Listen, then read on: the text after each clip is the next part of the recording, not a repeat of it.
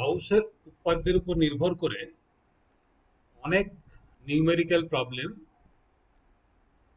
তৈরি করা যায় এবং সাধারণত গাউসের তত্ত্বের উপর নির্ভর করে যে প্রবলেমগুলো তৈরি করা হয়েছে সেগুলো হায়ার সেকেন্ডারি পরীক্ষা বাদ দিয়েও অন্যান্য যে সমস্ত পরীক্ষা আছে জয়েন্ট এন্ট্রান্স ওয়েস্ট বেঙ্গলের বাইরে যে জয়েন্টগুলো আছে সেখানেও কিন্তু পরীক্ষায় এই কোশ্চেনগুলো থাকে। এখন আমরা একটা গুরুত্বপূর্ণ কোশ্চেন নিয়ে আলোচনা করব যেটা পরীক্ষাতে এসছে ইতিপূর্বে।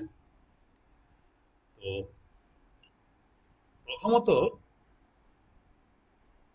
এই কোশ্চেনটা বোঝা আগে দরকার। এবিসিডি ইএফ জিএইচ ঘনক ঘনকের কেন্দ্রে কিউ পরিমাণ আধান আছে, প্লাস কিউ পরিমাণ। তাহলে এই যে A B C D E F G H এই যে ঘনকটি আছে সেই ঘনকের কেন্দ্রে প্লাস কিউ পরিমাণ আধান রাখা আছে। এবিসিডি তলের মধ্য দিয়ে নির্গত ফ্লাস্কের পরিমাণ নির্ণয় করো। এই যে এবিসিডি তলটি, নিচের যে তলটি আছে সেই তলটি দিয়ে নির্গত ফ্লাস্কের মোট পরিমাণ নির্ণয় করো। কোশ্চেনটা অত্যন্ত ইজি কোশ্চেন, কিন্তু জিনিসটা বোঝাটা একটু ক্লিয়ার হওয়া বলে মনে করি আমি। তো ধরা যাক এই কোশ্চেনটা বাদ দিয়ে আমরা প্রথমত একটা চার্জ কল্পনা করছি। কিউ পরিমাণ চার্জ এই জায়গাতে আছে, এই যে লাল জায়গাটাতে রাখা আছে কিউ পরিমাণ চার্জ, এটাই কেন্দ্র। এই যে গোলকটা আছে এই গোলকের কেন্দ্র হচ্ছে কিউ এবং সেখানে প্লাস কিউ পরিমাণ চার্জ রাখা হয়। জানো যে গোলকের কেন্দ্রে যদি প্লাস কিউ পরিমাণ চার্জ থাকে এবং সেই প্লাস কিউ পরিমাণ চার্জের জন্য সমগ্র গোলকের যে তল সেই তল দিয়ে মোট নির্গত ফ্লাস্কের পরিমাণটা হবে কিউ বাই ইপসাইলন নট। এটা গাউসের তত্ত্ব। গাউসের তত্ত্ব কি বলে? Integration of E dot DS, E dot DS মানে হচ্ছে flux, total flux integration whole integral এটা করলাম, is equal to charge enclose divided by epsilon naught. এটা গাউসের তত্ত্ব, এটা কালকে আমরা শিখেছি। তো মনে মনে কল্পনা করে দেখো এই যে গোলকটা আছে এই গোলকটাকে চার্জ সহ নিয়ে গিয়ে আর এর মাঝখানে বসিয়ে দিলাম। অর্থাৎ এই যে ঘনকটা রয়েছে এই ঘনকের ভেতরে এই গোলকটাকে পুরে দিলাম। তাহলে কি হলো না, চার্জটাও ঢুকে গেল এখানে আর গোলক সহ ঢুকে গেল। এখন শেপ যেমনই হোক না কেন টোটাল ফ্লাস্ক যেটা হবে সেই টোটাল ফ্লাস্ক এখান থেকে যেটা বেরোবে সেটা গোলকটা ছোট হোক বড় হোক যেমনই হোক না কেন, গোলকটা এই সাইজের না নিয়ে যে আরো বড় গোলক নিতাম তাও কিন্তু গাউসের তত্ত্ব অনুযায়ী ফ্লাস্কের পরিমাণটা একই হতো। তার মানে হচ্ছে কি, এই যে চার্জটাকে এখানে যদি প্লাস কিউ চার্জ রাখা হয় সেই প্লাস কিউ চার্জের থেকে টোটাল ফ্লাস্ক যেটা বেরোবে নির্গত হবে সমগ্র তল দিয়ে, সেই তলটা যেমনই হোক না কেন সেটা একটা গোলক হতে পারে, সেটা একটা ঘনক হতে পারে, বা যেমন খুশি একটা শেপ হতে পারে, ইরেগুলার শেপের একটা ক্লোজড বডি হতে পারে। ধরা যাক শেপটা হলো এইরকম, এই টাইপের একটা শেপ হলো। প্রথম নিয়ে আলোচনা করছিলাম যেটা, যে ইরেগুলার শেপের একটা ক্লোজড সারফেস হলো, তৎসত্ত্বেও সেখান দিয়ে যে ফ্লাস্ক নির্গত হবে সেটা হবে কিউ বাই ইপসাইলন নট। তাহলে উত্তরটা কি হবে এখানে? না, উত্তরটা হবে যে ঘনকের অ্যান্সার, ঘনকের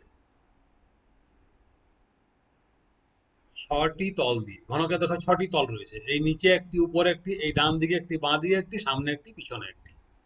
তাহলে ঘনকের ছটি তল দিয়ে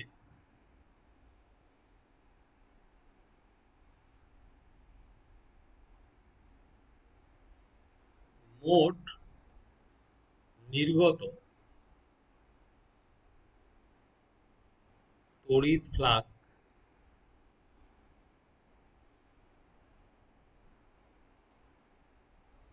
is equal to integration of E ds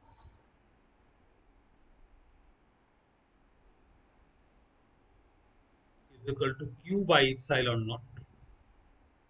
তাহলে ছটি তল দিয়ে যদি এত হয় একেবারে সোজা, কারণ ফ্লাস্ক হচ্ছে একটা, মানে কি বলবো, ওদের তো বায়াসিং নেই, যে ডান দিক দিয়ে বেশি বেরোবে, বাঁ দিক দিয়ে কম বেরোবে, সামনে দিয়ে কম বেরোবে, পিছন দিয়ে বেশি বেরোবে, এরকম কোনো বায়াসিং থাকে না ওখানে। সব তল দিয়েই সমান সংখ্যক ফ্লাস্ক বেরোবে। তাহলে আমরা বলতে পারি এবিসিডি তল দিয়ে নির্গত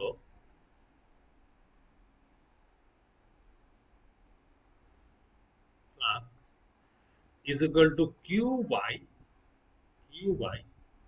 6 ইপসাইলন।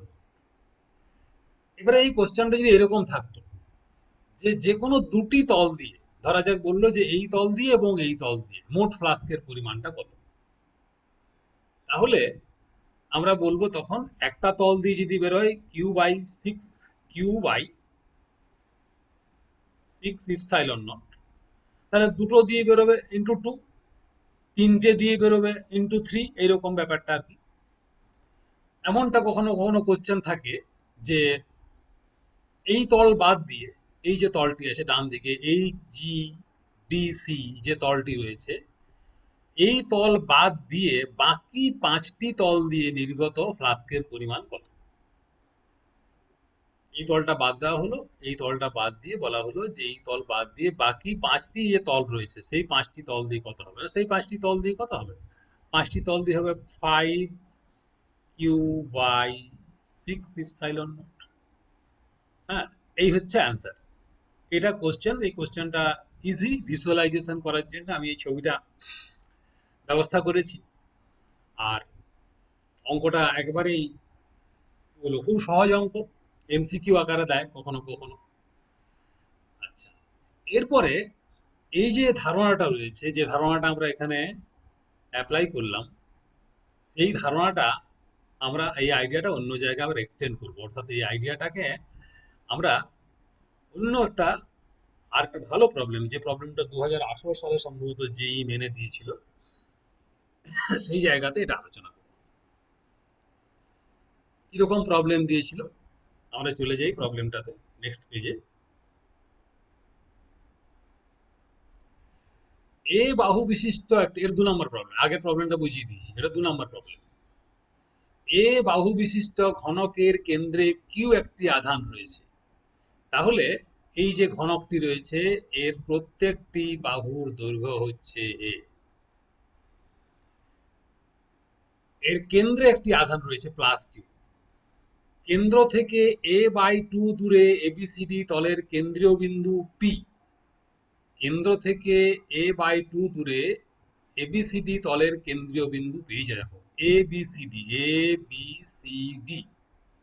এই যে তলটি রয়েছে এই তলের যে কেন্দ্রীয় বিন্দু, সেই কেন্দ্রীয় বিন্দু হচ্ছে পি। ন্যাচারালি এই বাহুটার দৈর্ঘ্য যদি এ হয়, এই কেন্দ্রীয় বিন্দু থেকে সারফেসের ডিসটেন্সটা হবে a/2। তাই বলা আছে কেন্দ্র থেকে a/2 দূরে এবিসিডি তলের কেন্দ্রীয় বিন্দু পি থেকে পি পি থেকে a/2 দূরে, আবার বলছে পি থেকে a/2 দূরে আর একটি আধান +Q রাখা আছে। কমপ্লিকেটেড, এখানে তো কিউ আছেই, এখান থেকে a/2 দূরে, এই যে a/2 দূরে, এইখান থেকে a/2 দূরে আরেকটি আধান +Q রাখা আছে। প্রশ্নটা হচ্ছে কি, এবিসিডি তলের মধ্য দিয়ে মোট ফ্লাস্ক কত, 1 নম্বর কোশ্চেন। এবিসিডি তল বাদে ঘনকের অন্যান্য তল সমূহ দিয়ে নির্গত ফ্লাস্কের মান কত। এখন কোশ্চেন যেটা এসেছিল 2018 সালে, সেটা এই পার্টটা এসেছিল, এটা কিন্তু কখনো আসেনি এই কোশ্চেনটা। এই কোশ্চেনের ধারণাটা একটুকু জটিল, এবিসিডি তলের মধ্য দিয়ে মোট ফ্লাস্ক কত, এই ধারণাটাও দেওয়া হবে, বুঝিয়ে দেওয়া হবে। আবার এবিসিডি তল বাদ দিয়ে ঘনকের অন্যান্য তল সমূহ দিয়ে নির্গত ফ্লাস্কের মান কত। এখন আগের যে প্রবলেমটা, 1 নম্বর প্রবলেমটা, সেটা হলে তো কোনো ঝামেলা ছিল না। সেখানে কিরকম আমরা বলেছিলাম যে এই যে চার্জটা রয়েছে, এই চার্জের জন্য, অর্থাৎ এটার নাম দিচ্ছি ও বিন্দু, এটার নাম দিচ্ছি পি বিন্দু, আর এটা তো কিউ দেওয়া আছে, ও দেওয়া যাবে না, তাহলে ও প্রাইম নাম দিয়ে, এটা ও প্রাইম, এটা ও বিন্দু, এটা পি বিন্দু, এটা ও প্রাইম বিন্দু। ও বিন্দুতে একটা প্লাস চার্জ রয়েছে, আর ও প্রাইম বিন্দুতে আর একটা প্লাস চার্জ রয়েছে, দুটো চার্জ রয়েছে। এই দুটো চার্জের জন্য এই যে 5টা তল রয়েছে, এই একটা তল, এই একটা তল, পিছনে একটা তল, সামনে একটা তল, নিচে একটা তল, হ্যাঁ, এই তলটা বাদ দিয়ে এই 5টি তল দিয়ে মোট ফ্লাস্ক কত হবে এটা নির্ণয় করতে হবে। আর কি নির্ণয় করতে হবে, না এবিসিডি তলের মধ্য দিয়ে মোট ফ্লাক্স কত সেটা নির্ণয় করতে হবে। তাহলে অঙ্কটা নিশ্চয়ই বোঝা গেছে। অঙ্কটা যদি বোঝা থাকে তাহলে আমাদের উত্তরটা বোঝাতে সুবিধা হবে। এখন এটা বোঝানোর জন্য আমাদের একটা আহ, কাল্পনিক ছবির সাহায্য নিতে হবে। আমরা ছবিটার সাহায্য নিচ্ছি এবং ছবিটা আমরা এই জায়গাতে একটা এঁকে রেখেছি, ছবিটা তোমাদের হেল্প করবে বুঝতে। ধরা যাক এটা হচ্ছে মূল ঘনকটা। মূল ঘনকের এটা হচ্ছে পি বিন্দু, যেটা আমরা আলোচনা করেছিলাম। এটা হচ্ছে ও বিন্দু। ও বিন্দুতে একটা প্লাস কিউ চার্জ রয়েছে। আর এখান থেকে a/2 দূরত্বে, আবার এখান থেকে a/2 দূরত্বে এটা হচ্ছে ও প্রাইম বিন্দু। আমি ও প্রাইম বিন্দুতে আর একটা ঘনক কল্পনা করে নিয়েছি। এই যে একটা অন্য রঙের গোলাপি গোলাপি রঙের যে ঘনকটা রয়েছে, এটা কল্পিত একটা ঘনক। তাহলে দেখো একটা সিঙ্গেল তল, একটা সিঙ্গেল তল আছে ধরা যাক। এই সিঙ্গেল তলটা দিয়ে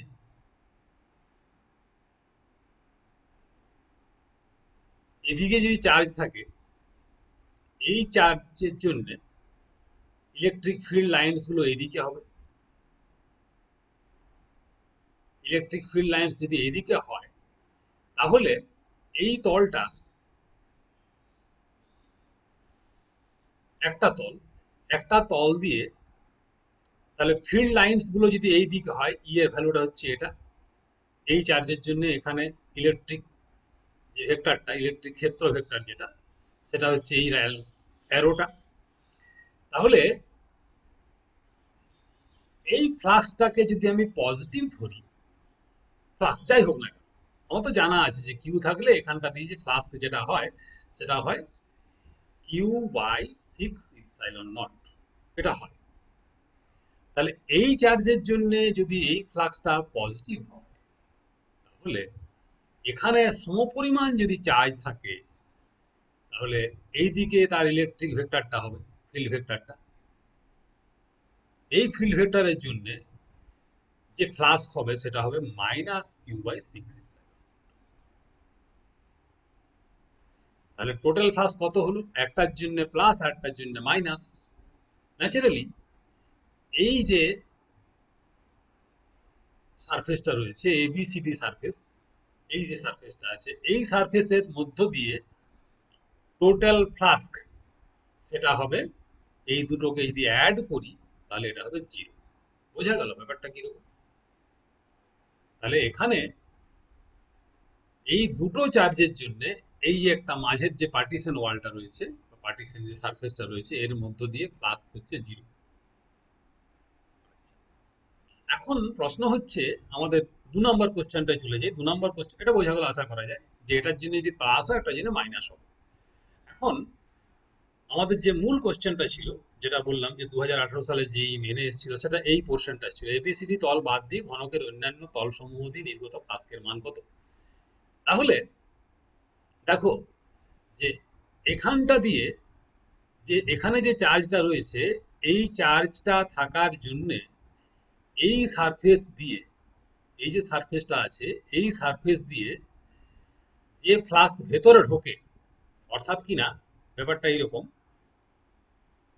এখানে যে চার্জটা রয়েছে যেটা বলছিলাম, এখানে যে প্লাস কিউ চার্জ রয়েছে, এই প্লাস কিউ চার্জের জন্য এই সারফেস দিয়ে, অর্থাৎ এবিসিডি সারফেস দিয়ে যে ফ্লাস্ক বাঁ দিকের যে ঘনকটা রয়েছে, এটা হচ্ছে ধরা যাক এই যে ঘনকটা, এটা 1 নম্বর ঘনক আর এটা 2 নম্বর ঘনক। তাহলে 2 নম্বর ঘনকের কেন্দ্রে, যদিও এখানে ঘনক আলোচ্য প্রশ্নে কিন্তু কোনো ঘনক নেই, আমরা একটা ঘনক এঁকে নিয়েছি। তাহলে ও প্রাইম বিন্দুতে প্লাস কিউ চার্জ থাকার জন্য এবিসিডি তল দিয়ে 1 নম্বর ঘনকের ভেতর যে ফ্লাস্ক প্রবেশ করে, তার মান Q/6 এন্টার করলো। লক্ষ্য করে এইখানটা দিয়ে এই চার্জ থাকার জন্য এই সারফেসটা দিয়ে Q/6πε0 চার্জ ভেতরে ঢুকবে। এই যে ক্লোজড বক্সটা, এই বক্সটা তুমি মনে করো একটা সাধারণ বক্স, এবং এখান থেকে কতগুলো লাইট ঢুকছে। যেদিক দিয়েই বেরোক না কেন এটা ঢোকার রাস্তা। এরা এই যে ফ্লাক্সটা ঢুকলো, এই ফ্লাক্সটা এই দিক দিয়ে বেরোবে, কতকটা কতকটা ফ্লাস্ক এদিক দিয়ে বেরোবে, কতকটা ফ্লাস্ক এদিক দিয়ে বেরোবে, কতকটা পিছন দিয়ে বেরোবে, কতটা সামনে দিয়ে বেরোবে। যেদিক দিয়েই বেরোক না কেন, এই চার্জের জন্য এই চার্জের জন্য অর্থাৎ কিনা 2 নাম্বার চেম্বারে যে চার্জটা রয়েছে সেই চার্জের জন্য 1 নাম্বার চেম্বারের 5টি তল দিয়ে যে ফ্লাস্ক বেরোবে সেটা হচ্ছে Q/6 এপসাইলন। আর 1 নাম্বার চেম্বারের মধ্যে যে চার্জ রয়েছে তার জন্য এখান দিয়ে যে ফ্লাস্ক বেরোবে সেটা হচ্ছে Q/5Q/6 এপসাইলন। জিনিসটা আবার একটু রিপিট করছি আমি বোঝানোর জন্য। 2 নাম্বার চেম্বারে যে চার্জ রয়েছে সেই চার্জের অস্তিত্বের জন্য এবিসিডি তল দিয়ে যে ফ্লাস্ক 1 নাম্বার চেম্বারে প্রবেশ করে তার পরিমাণ Q/6 এপসাইলন নট।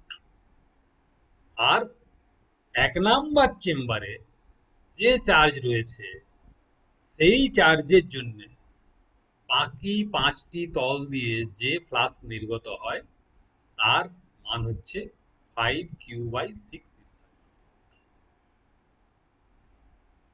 তাহলে total flask coming out of 5 surfaces of the first chamber, প্রথম চেম্বারের বা প্রথম ঘনকের 5টি তল থেকে নির্গত মোট ফ্লাস্ক হবে 5Q/6 epsilon naught plus Q/6 epsilon naught, that is equal to Q/এপসাইলন।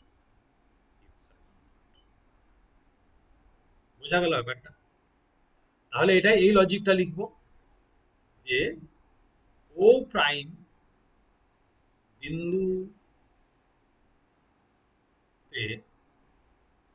অবস্থিত প্লাস কিউ আধানের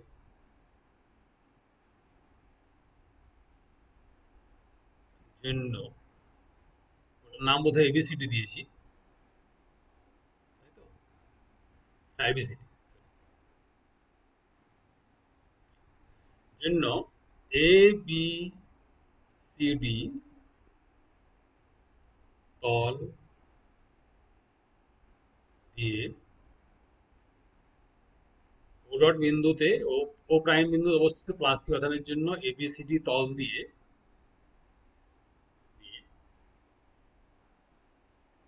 যে ফ্লাস্ক ঘনকে প্রবেশ করে, ঘনকে প্রবেশ করে তার মান Q/6 এপসাইলন নট। বোঝা গেল কেন হলো? এই 2 নম্বর ঘনকটা ওই জন্য এঁকেছি, 2 নম্বর ঘনকটা এঁকেছি জিনিসটা বোঝানো হয়েছে। ওই ফ্লাস্ক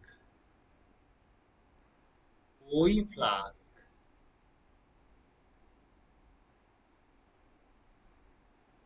ঘনকের বাকি 5টি তল দিয়ে নির্গত হয়। এছাড়া ও বিন্দুতে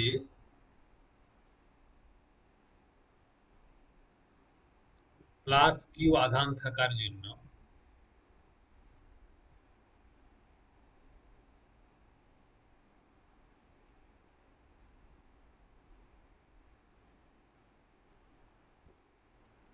ওই 5টি তল দিয়ে